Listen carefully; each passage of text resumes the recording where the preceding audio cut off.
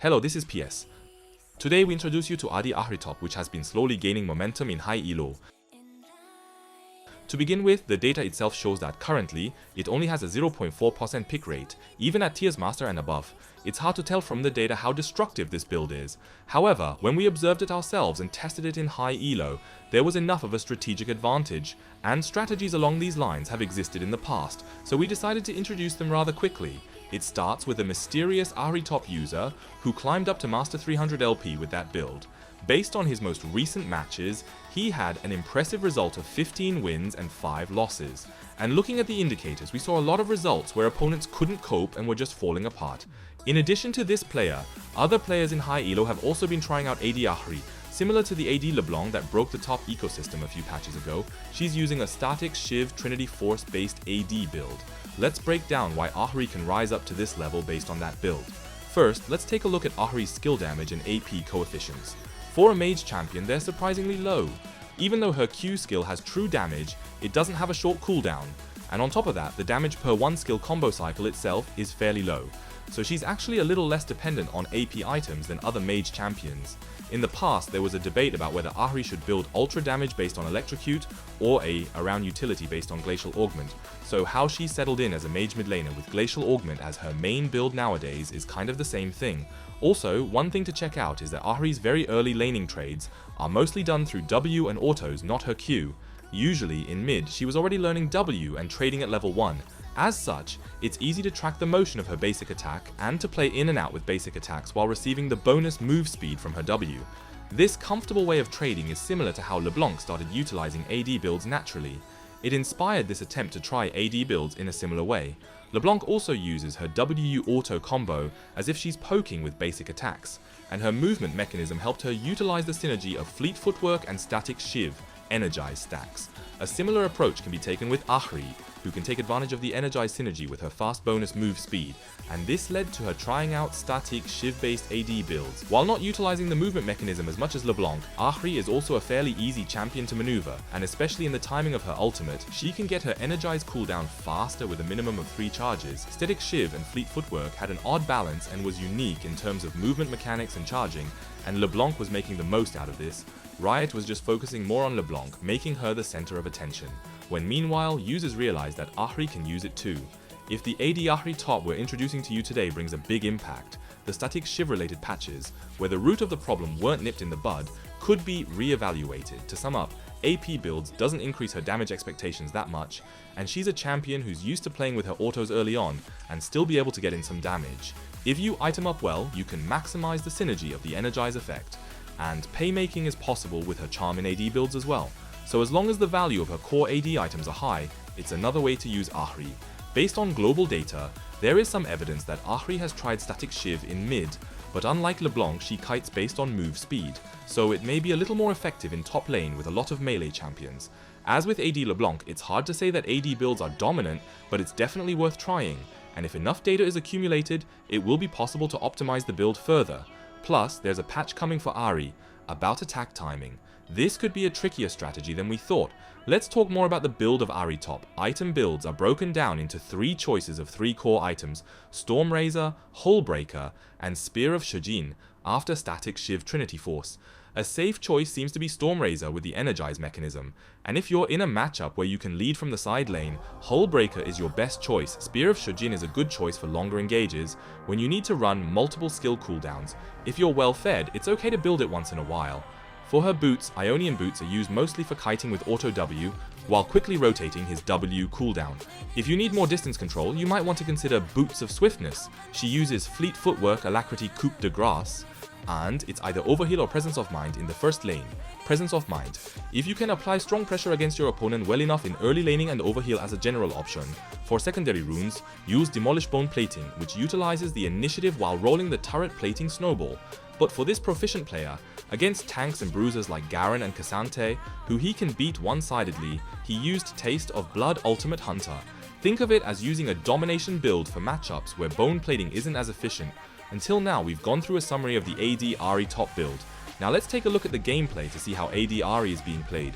First of all, she's going to be keeping the enemy in check from level 1. so against melee champions she will quickly take up the top lane bush.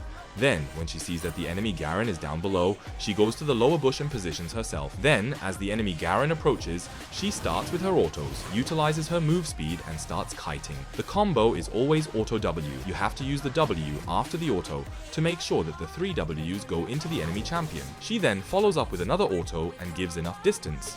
In the early game, just use auto W auto, and if the opponent tries to close the distance, fall back again, and check your opponent's backward move and hit autos again. The most important thing to keep in mind when you're keeping the enemy in check as a ranged champion is to not get hit while one-sidedly sapping your opponent's health. Once you've blocked the enemy a couple of times, you can move beyond the wave and apply a lot of pressure. Even when you have the solid pressure, instead of using the W first to close the distance and hit an auto, when you naturally have the distance, use auto W auto to trade and get out. At first glance, it looks like you can survive with Doran's shield's retention, but if you give out an angle to be charmed in front of the turret, if you keep getting hit with auto W for every cooldown, your health will keep draining away. She starts with Doran's blade, so her early autos hurt a lot more than Ahri at mid. Also, her passive really helps with sustain, even if you consider she has fleet footwork. It's easy to get into long, painful compositions unless you really bite down and go for Ahri. Don't learn Q at level 4 and just level up E instead. As you won't use Q anyway, just W auto to keep the enemy in check, to charm and kite incoming opponents. It's similar to how in the past, PTA Nicotop didn't learn her Q and instead kept using W to pay attention to lane pressure. At that time, it was a strategy where one skill was discarded and the data was so overwhelming, so that Riot ended up adjusting the build just 4 days after it became popular. If you look at it that way, the current AD Ahri top strategy is also not a favorite of the developers. Even if you get hit by a minion in the process and lose some health, thanks to fleet footwork or passive sustain, your health will recover quickly, so the point is to actively deal damage. This laney sustain is really strong, that even if you lose health early on by trading forcefully, with fleet footwork charged if you land one auto on the enemy champion, and keep activating your passive heal even if you trade similarly, eventually you can see that Ahri has the health advantage. That's why she's stronger than you might think in the early laning phase. This eventually gives Ahri the initiative. If you time when you hit the minions with the turrets, you can auto W and get away, while your move speed allows for a one-sided dodge without getting hit by the turret. On the flip side, if you don't charm properly, you can lose the trade. She's weak in short trades, and charm is the only skill that really stops the opponent from getting in, so it can be dangerous if you give away the distance. It's a concept to constantly gnaw away at the enemy. Also, even if you've done a good job of trading, you still lack damage to finish him off. So, it's also possible to get a reverse kill angle. It's true that Urgot handled it well, but it's important to recognize that her overall skill damage is weak. But if your enemy comes in this obviously, you can time your charm to coincide with his entry, and you'll be able to follow at a high move speed to hit autos. Once he's down to a certain amount of health, you can follow him with ult and get a good kill angle. The key is to use fast move speed to avoid the enemy's skills while controlling the distance to keep chipping away health.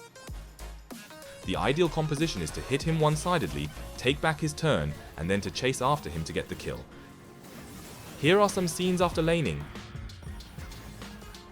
Basically, you'll be playing around the side lanes, static shivs wave clear, and fleet footwork W's, fast move speed, are used for wave management and macro aggro. Because she's AD Ahri, she can steal jungle camps like this. If you leave Ahri on the side, she can quickly take down turrets with her W while waiting for Trinity Force CD, so it's easier to snowball gains in laning than you think. But even if you flank her at the side lanes, she can still kite and chip away health with her high move speed, so it isn't easy to retaliate against hitting the turret only. If you go in clumsily, you'll get kited and lose the kill angle. Even with these flanking strengths, it's important to be able to join the main squad near you to create variables. It's an AD build, but it still has the same strengths of creating variables using Ahri's unique ult and charm. And rather, unlike the basic build, you can max charm as second priority to take advantage of the long CC time. It's also less skill dependent, so you can be more adventurous with your playmaking and not have to worry about missing turns. Unlike AP Ahri, you can continue to deal damage even after using a skill combo, so you can focus on landing autos on enemy dealers with low health and cutting them off to showcase your influence in engages. Usually after AP Ahri's charm, considering the fact that if you aren't able to kill the enemy in one shot, she's going to be a lot less powerful, it's a more reliable way to deal damage. AD Ahri doesn't have a single room of impact, but it does have high lane sustain and high move speed to lead laning and snowball her early gains. The build is strong enough to showcase its strengths. It's something to keep an eye on until the next patch, the attack timing patch. Today, we've reviewed AD Ahri Top. We hope you enjoyed this video. Thank you.